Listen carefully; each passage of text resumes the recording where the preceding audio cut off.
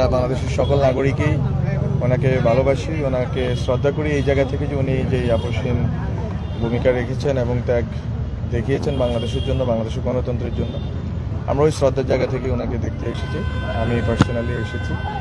এবং ম্যাডামের অবস্থা এখন ওনার ডাক্তারদের সাথে কথা বলে যেটা মনে হচ্ছে একটু স্থিতিশীল এবং আরও সামনে আরও ভালো হওয়ার ওনারা আশা রাখতেছেন। আমরাও দেশবাসীর কাছে আশা বলবো যে সবাই দোয়া করেন। অলরেডি অনেকেই অনেক প্রোগ্রাম করেছেন, দোয়া মনিজাত করতেছেন।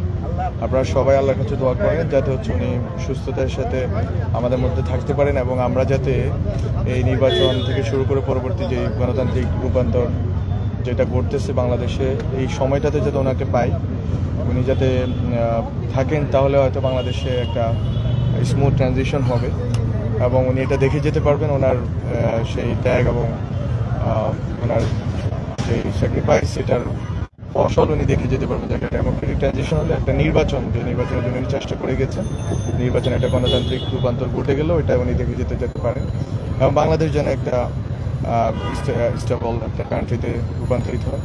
তো এই জায়গাগুলো থেকে আসা এবং আমরা এই কামনা করি এবং দেশবাসীকেও বলি যে এই কামনা করেন আপনারা আল্লাহর কাছে দোয়া করে যাতে সুস্থ হন। আপনাদের সরকারের পক্ষ থেকে দোয়া চাওয়া হচ্ছে গতকালকে, অবশ্যই আমরা সবাই দোয়া কামনা করি ওনার জন্য। একটা বিষয় জানতে চাচ্ছি, তারেক রহমানের দেশে আসার বিষয় নিয়ে আমি কোনো বাধা বা কোনো অবশ্যই বিশেষ করে অনেকে বলছে যে জিওপলিটিক্যাল কিছু প্রবলেম আছে, -4 ফর্মুলা এখানে কাজ করছে, এই বিষয়ে আপনাদের বক্তব্য?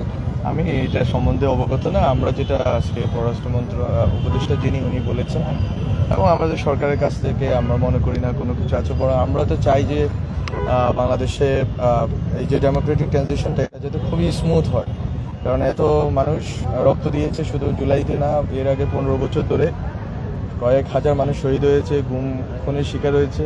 ফলে আমাদের এখন একটা ডেমোক্রেটিক ট্রানজিশন দরকার এবং এই ক্ষেত্রে যত রকমের চেষ্টা সরকার করবে।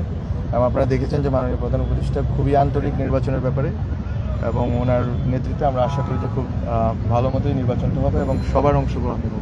সরকারের পক্ষ থেকে সরাসরি কোনো সহযোগিতা করা হবে কিনা তারেক রহমানকে আনার জন্য? কেন, এটা তো বেসিক কাজ রাষ্ট্র, যে রাষ্ট্র okay, thank you. Immigration to Canada. We provide the best quality service and solution for Canada immigration. Please visit our website and contact for details.